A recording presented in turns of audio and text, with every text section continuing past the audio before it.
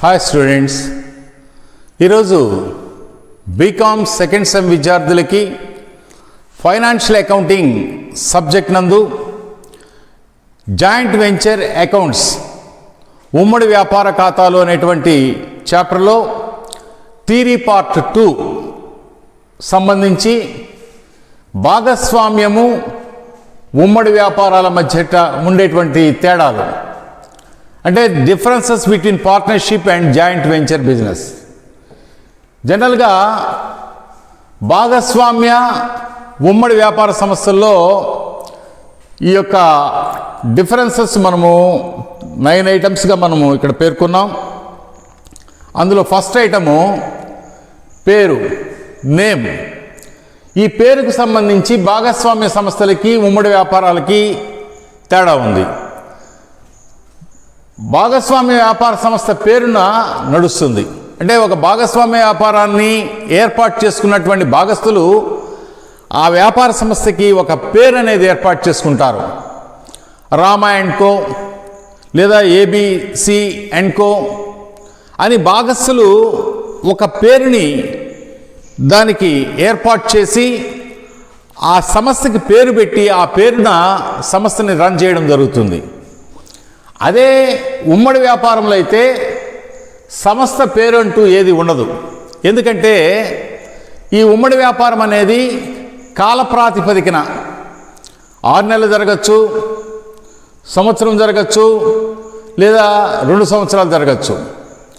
ఒక వంతెన నిర్మాణం తీసుకున్నాం, 5 ఇయర్స్లో కంప్లీట్ అవుతుంది అనుకుంటే ఆ 5 ఇయర్స్లో ఆ వంతెన నిర్మాణాన్ని పూర్తి చేసి వ్యాపార సంస్థని అంటే ఉమ్మడి వ్యాపార సంస్థ రద్దు అయిపోతుంది. కాబట్టి సర్టన్ పేరు అనేది దానికి అవసరం లేదు. అదే భాగస్వామ్య వ్యాపారంలో అయితే ఒక సంస్థని స్థాపించి నిరంతరం కొనసాగించేటువంటి ఆలోచనలో భాగస్తులు ఉంటారు. కాబట్టి ఆ సంస్థకు ఒక పేరు అంటూ ఏర్పాటు చేసుకోవడం అనేది జరుగుతుంది. కాబట్టి నేమ్, పేరు అనేటువంటి పాయింట్ ఆఫ్ వ్యూలో భాగస్వామ్య వ్యాపార సంస్థలకు పేరు పెట్టుకోవడం జరుగుతుంది. ఉమ్మడి వ్యాపార సంస్థలకి పేరు అనేది అవసరం ఉండదు. అలాగనే కాలపరిమితి, డ్యూరేషన్ పాయింట్ ఆఫ్ వ్యూలో ఆలోచించినట్లయితే భాగస్వామ్య వ్యాపార సంస్థలు అవిచ్ఛిన్నంగా కొనసాగేటువంటి నిరంతర సెలయేరులా పారేటువంటి సంస్థగా మనం చెప్పుకోవచ్చు. కాబట్టి అవిచ్ఛిన్న స్వభావం ఉండడమే కాకుండా వ్యవహారాలు దీర్ఘకాలానికి విస్తరించి ఉంటాయి ఇందులో. కాబట్టి భాగస్వామ్య వ్యాపార సంస్థలో నిరంతర ప్రక్రియ, అవిచ్ఛిన్నంగా కొనసాగేటువంటి నిరంతరం పారే సెలయేరులాగా కొనసాగుతుంటుంది భాగస్వామ్య వ్యాపారం. కానీ ఈ యొక్క ఉమ్మడి వ్యాపారం అనేది తాత్కాలిక స్వభావంతో ఉండడమే కాకుండా ఒక పరిమితమైన పనిని స్వల్పకాలంలో సాధించడం కోసం ఉద్దేశించబడింది. కాబట్టి ఆ కాలము, ఆ పీరియడ్ అయిపోతానే ఆ సంస్థ రద్దు అయిపోతుంది. ఒక భవన నిర్మాణం 2 సంవత్సరాలు పూర్తి చేయాలనుకుంటే 2 సంవత్సరాల తర్వాత ఆ ఉమ్మడి వ్యాపార సంస్థ రద్దు అవుతుంది. ఒక రోడ్డు నిర్మాణం ఒక 100 కిలోమీటర్లు 6 నెలల్లో వేయాలనుకున్నారనుకోండి, 6 నెలల తర్వాత ఉమ్మడి వ్యాపారం అనేది రద్దు అవుతుంది. కాబట్టి కాలపరిమితి అనేది ఉమ్మడి వ్యాపారానికి ఉంటుంది కానీ భాగస్వామ్య వ్యాపార సంస్థకి ఉండదు. ఇది కాలపరిమితి, డ్యూరేషన్ పట్టి డ్యూరేషన్ టైం అనేది రెండిట్లో తేడా అనేది కనిపిస్తుంది. అలాగనే సభ్యులు, మెంబర్స్ పాయింట్ ఆఫ్ వ్యూలో ఆలోచించినట్లయితే భాగస్వామ్య వ్యాపార సంస్థల్లో సభ్యుల్ని భాగస్తులు, పార్ట్నర్స్ అని చెప్పేసి అంటారు. అదే ఉమ్మడి వ్యాపారంలో సభ్యుల్ని సహభాగస్తులు అని చెప్పేసి కో పార్ట్నర్స్, కో వెంచర్స్, కో పార్ట్నర్స్ అని చెప్పేసి చెప్పుకోవడం జరుగుతుంది. నెక్స్ట్ ఖాతా పుస్తకాలు అనేవి భాగస్వామ్య వ్యాపార సంస్థల్లో ఖాతా పుస్తకాలను, ప్రత్యేక ఖాతా పుస్తకాలను నిర్వహిస్తారు. వీటికి ప్రతి భాగస్థుడికి సపరేట్ అకౌంట్ అనేది మెయింటైన్ చేయడము, ఒక నిర్ణీత సమయం తర్వాత అంటే ప్రతి సంవత్సరాంతంలో ఫైనల్ అకౌంట్స్ ప్రిపేర్ చేయడము, ఇట్లా ప్రత్యేక ఖాతా పుస్తకాలు నిర్వహించడం అనేది భాగస్వామ్య వ్యాపార సంస్థల్లో జరుగుతుంది. ఈ తరహా వ్యాపారం తాత్కాలికమైనటువంటిది, కాలంతో ముడిపడి ఉండేటువంటి ఈ ఉమ్మడి వ్యాపార ఖాతాలో ప్రత్యేక ఖాతా పుస్తకాలు తప్పనిసరిగా ఉంచవలసినటువంటి అవసరం అనేది ఉండదు. అలాగనే ముగింపు ఎండింగ్ ఎక్కడ దీనికంటే భాగస్వామ్య వ్యాపార సంస్థల్లో ముగింపు అనేది లేదు, అవిచ్ఛిన్నంగా కొనసాగుతూనే ఉంటుంది, కంటిన్యూస్ ప్రాసెస్ అది. అదే జాయింట్ వెంచర్ బిజినెస్లో ఉమ్మడి వ్యాపారానికి సంబంధించి ప్రత్యేకమైన పని లేదా ప్రత్యేక కార్యకలాపాల కోసం ఏర్పడినటువంటి సంస్థ కాబట్టి ఆ ఏర్పడిన పని పూర్తి కాగానే ఇది ముగుస్తుంది. అంటే దీనికి ముగింపు సమయం అనేది ఒక కాల ప్రాతిపదికన జరుగుతుంది కాబట్టి ఆ కాలము ముగుస్తానే వ్యాపారము అంతరించిపోతుంది. ఇక్కడ అలా కాకుండా అవిచ్ఛిన్నంగా కొనసాగుతుంది. అలాగనే పని స్వభావం ఎలా ఉంటుంది భాగస్వామ్య వ్యాపార సంస్థలు అంటే అన్ని రకాల వ్యాపారాలు చేస్తారు, ఏ ఒక్క పనికి పరిమితం కాదు. ఏ తరహా వ్యాపారాన్నైనా కూడా భాగస్వామ్య వ్యాపార సంస్థల్లో చేయవచ్చు. ఇద్దరు లేదా అంతకంటే ఎక్కువ మంది సభ్యులు కలిసి ఏ తరహా వ్యాపారాన్నైనా కూడా చేపట్టవచ్చు భాగస్వామ్య వ్యాపార సంస్థల్లో. అదే ఉమ్మడి వ్యాపార సంస్థల్లో అయితే నిర్మాణ పని, కన్స్ట్రక్షన్ వర్కు, కాలువ తవ్వడము లేదా వాటాల అమ్మకము కొనుగోలు అలాంటి వ్యాపకాలు చేపట్టడము లేదా వంతెన నిర్మాణాలు ఇలాంటి కొన్ని పరిమితమైనటువంటి అంశాలకు మాత్రమే ఈ యొక్క ఉమ్మడి వ్యాపారం అనేది స్థాపించబడుతుంది. అదే భాగస్వామ్య వ్యాపార సంస్థలు అయితే అన్ని రకాల వ్యాపారాలని ఏ ఒక్క పనికి పరిమితం లేకుండా ఏ పనినైనా కూడా భాగస్వామ్య తరహాలో ఇక్కడ చేసే అవకాశం ఉంటుంది. లయబిలిటీ పాయింట్, రుణ బాధ్యత విషయంలో ఈ రెండింటికి తేడా ఎక్కడ వస్తుందంటే భాగస్థుల యొక్క రుణ బాధ్యత అపరిమితం, సమిష్టిగతము. భాగస్వామ్య వ్యాపార సంస్థల్లో వ్యాపార సంస్థ చేసిన అప్పులకి భాగస్థుల యొక్క ఆస్తులు కూడా హరించుకుపోయే ప్రమాదం ఉంది. అంటే అన్లిమిటెడ్ లయబిలిటీ.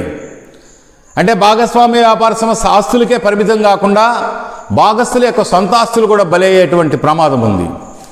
అదే ఉమ్మడి వ్యాపారంలో అయితే సహభాగస్థుల యొక్క రుణ బాధ్యత వారి మధ్య ఉండేటువంటి ఒప్పందాన్ని బట్టి వారి యొక్క వాటాలకే, వారి యొక్క రుణ బాధ్యత వారి యొక్క మూలధనానికే పరిమితమయ్యేటువంటి తరహా ఈ యొక్క ఉమ్మడి వ్యాపారంలో ఉంటుంది. అలాగనే ఖాతాల తయారీలో సంచిత భావన ఆధారంగా ఖాతాలను తయారు చేస్తారు. వ్యాపారం కొనసాగుతూ ఉంటే నిరంతరము లాభాలు రావడం లేదా నష్టాలు రావడము ఇలాంటివి జరుగుతుంటాయి. లాభ నష్టాలు అనేది కామన్గా ఉంటుంది. ఇలాంటి సంచిత ధోరణిలో క్యుములేటివ్ ఎఫర్ట్స్లో ప్రతి సంవత్సరము లాభ నష్టాలను బేరీజ్ వేసుకోవడం అనేది జరుగుతుంటుంది. కాబట్టి ఇక్కడ క్యుములేటివ్ కాన్సెప్ట్లో ఈ ఖాతా పుస్తకాలను తయారు చేస్తారు. ఇక్కడ కేవలం వసూలు భావన ఆధారంగా ఖాతాలు తయారు చేస్తారు. మనం ఈ పని చేసాం, ఎంత వసూలైంది, ఎవరెవరికి ఎంత రావాలా అంటే రియలైజేషన్ ఆఫ్ ది అమౌంట్స్, ఆ వర్క్ చేపట్టినప్పుడు దాని ద్వారా వచ్చేటువంటి వసూలు భావన అనేటువంటి ఉద్దేశంతో ఇక్కడ ఖాతాలను తయారు చేయడం జరుగుతుంది. ఇక్కడ ముగింపు లెక్కల పాయింట్ ఆఫ్ వ్యూలో, ఫైనల్ అకౌంట్స్ పాయింట్ ఆఫ్ వ్యూలో కానీ ఆలోచించినట్లయితే ప్రతి సంవత్సరం చివరిలో ముగింపు లెక్కలు తప్పనిసరిగా భాగస్వామ్య వ్యాపారం తయారు చేస్తారు. అదే ఉమ్మడి వ్యాపారంలో ప్రతి సంవత్సరము ముగింపు లెక్కలు అనేవి తయారు చేయరు. ఎందుకంటే వ్యాపారం పూర్తయిన తర్వాత కాల ప్రాతిపదికన టైం ఫ్యాక్టర్ అనేది ఇక్కడ ఉంటుంది కాబట్టి 6 నెలల, సంవత్సరమా, 2 ఏళ్ళ, 3 ఏళ్ళ అనేది ఉంటుంది కాబట్టి ఆ కాల ప్రాతిపదికన ఆ పని పూర్తయిపోతానే ఖాతాలను తయారు చేసి ఎవరికి ఎంతెంత రావాలనేది వైనం చేసుకుని సంస్థను క్లోజ్ చేయడం అనేది జరుగుతుంది. కాబట్టి ముగింపు లెక్కలు అనేది తప్పనిసరిగా సంవత్సరాంతంలో భాగస్వామ్య వ్యాపార సంస్థలో నిర్వహించాలి. అదే ఉమ్మడి వ్యాపారంలో అయితే ఆ పని పూర్తవుతానే ఒకేసారి ఖాతాలని తయారు చేయడం అనేది ఇక్కడ జరుగుతుంది. అలాగనే ఉమ్మడి వ్యాపారానికి కన్సైన్మెంట్ వ్యాపారానికి ఉండే తేడాలు, ఇప్పుడు మనం చెప్పుకున్నటువంటి తేడాలన్నీ కూడా ఈ యొక్క భాగస్వామ్య వ్యాపారానికి ఉమ్మడి వ్యాపారానికి ఉండే తేడాలు ఎలాగైతే చెప్పుకున్నామో కన్సైన్మెంట్ వ్యాపారానికి ఉమ్మడి వ్యాపారానికి తేడాలు ఇవి జనరల్గా ప్రతి యూనివర్సిటీస్కి 5 మార్క్స్ క్వశ్చన్ లేదా 3 మార్క్స్ క్వశ్చన్స్ కింద షార్ట్ క్వశ్చన్స్ కింద థియరీ పార్ట్ అనేది ఇవ్వడం జరుగుతుంది. ఇప్పుడు ఉమ్మడి వ్యాపారానికి కన్సైన్మెంట్కి ఉండే తేడాల్లో ఫస్ట్ పార్టీలు. ఇక్కడ ఉమ్మడి వ్యాపారంలో పార్టీలు ఏమంటారంటే వ్యాపారం చేపట్టే వారందరినీ సహభాగస్తులు, కోవెంచర్స్ అంటారు. నలుగురు భాగస్తులు కలిసి ఉమ్మడి వ్యాపారం చేపడితే ఆ నలుగురు భాగస్తుల్ని కోవెంచర్స్, సహభాగస్తులు అంటారు. అదే కన్సైన్మెంట్లో అయితే వ్యాపారం చేసే ఇద్దరిలో ఒకరిని కన్సైనార్ అంటే యజమాని, సరుకు పంపే వ్యక్తి, వేరొకరిని కన్సైనీ అంటే ఏజెంట్, సరుకు అమ్మే వ్యక్తి. అంటే కన్సైన్మెంట్లో 2 పార్టీస్, సరుకు పంపేవాడు కన్సైనార్, సరుకు అమ్మేవాడు కన్సైనీ.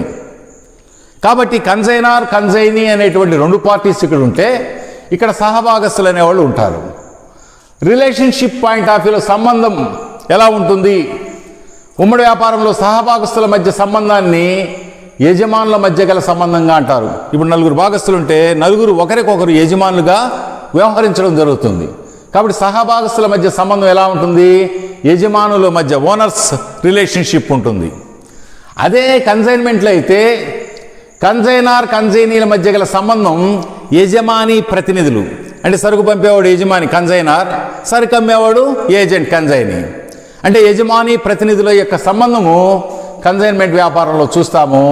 ఆ ఉమ్మడి వ్యాపారంలో అయితే సహభాగస్తులు అనేటువంటి ఫీలింగు ఇక్కడ ఉంటుంది. అలాగనే ఖాతాలు ఒకే పద్ధతిలో తయారు చేయడం జరుగుతుంది. ఇక్కడ ఖాతాలను 4 పద్ధతుల్లో కూడా తయారు చేసే అవకాశం ఉంటుంది. కాలం, డ్యూరేషన్ పాయింట్ ఆఫ్ వ్యూ, ఇది తాత్కాలికంగా దీర్ఘకాలం కొనసాగదు. నిర్ణీత పని ముగియగానే పార్టీల మధ్య సంబంధం రద్దయిపోతుంది. ఒక సర్టన్ పీరియడ్ తర్వాత ఉమ్మడి వ్యాపారం రద్దయిపోతుంది. కానీ కన్సైన్మెంట్ వ్యాపారంలో ఆ కన్సైనార్, కన్సైనీల యొక్క రిలేషన్షిప్ కాలంతో ముడిపడి ఉండదు. నిరంతర ప్రక్రియలాగా, భాగస్వామ్య వ్యాపారంలాగా కొనసాగుతూనే ఉంటుంది. ఇది దీర్ఘకాలం కొనసాగుతుంది. వ్యాపార ప్రణాళిక పూర్తి కాగానే పార్టీల మధ్య సంబంధం రద్దు కాదు. తర్వాత హక్కులు, రైట్స్ పాయింట్ ఆఫ్ వ్యూలో తేడా కానీ గమనించినట్లయితే సహభాగస్తులందరికీ సరుకు, ఆస్తులపై యాజమాన్య హక్కులు ఉంటాయి. ఇప్పుడు ఉమ్మడి వ్యాపారం చేస్తున్నాం, ఆ నిర్మాణ కార్యక్రమంలో చేపట్టేటువంటి ఆ కార్యక్రమంలో ఉపయోగించేటువంటి ప్రతి ఆస్తి మీద హక్కు అందరు భాగస్తులకు ఉంటుంది. అంటే సహభాగస్తులందరికీ ఆ ఆస్తులపై హక్కు అనేది ఉంటుంది. అదే కన్సైన్మెంట్ వ్యాపారంలో సరుకు కన్సైనీ వద్ద ఉన్నప్పటికీ కూడా కన్సైనీకి ఆ సరుకు మీద హక్కు ఉండదు. కేవలం యజమానికి మాత్రమే, కన్సైనర్కి మాత్రమే యాజమాన్య హక్కు అనేది ఉంటుంది. ఈ విధంగా ఈ 5 పాయింట్స్ని ఉమ్మడి వ్యాపారము, కన్సైన్మెంట్ వ్యాపారాల మధ్య తేడాలుగా మనం పరిగణించవచ్చు. ఇది 5 మార్క్స్కి చాలా ఇంపార్టెంట్ క్వశ్చన్. ఈ విధంగా ఈరోజు సెకండ్ థియరీ పార్ట్ కింద భాగస్వామ్య వ్యాపారానికి, ఉమ్మడి వ్యాపారానికి మధ్య తేడాలు 5 మార్క్స్ క్వశ్చన్ కింద ఇస్తారు. కాబట్టి ఈ 9 ఐటమ్స్, ఈ 9 అంశాలు దృష్టిలో పెట్టుకొని వాటి మధ్య ఉండేటువంటి తేడాలని సులభంగా గమనించగలరు. అలాగనే ఉమ్మడి వ్యాపారానికి, కన్సైన్మెంట్కి ఈ 5 ఐటమ్స్ ఉన్నాయి. ఈ 5 అంశాలకు సంబంధించి తేడాలని మైండ్లో ఈ 3 స్లైడ్స్ను చూసి బాగా అర్థం చేసుకుంటారని ఆశిస్తూ, ఈ వీడియో గారు నచ్చినట్లయితే బెల్ ఐకాన్ బటన్ నొక్కి సబ్స్క్రైబ్ చేయండి. మరొక టాపిక్లో మిమ్మల్ని కలుస్తాను. అంతవరకు సెలవు. ధన్యవాదములు.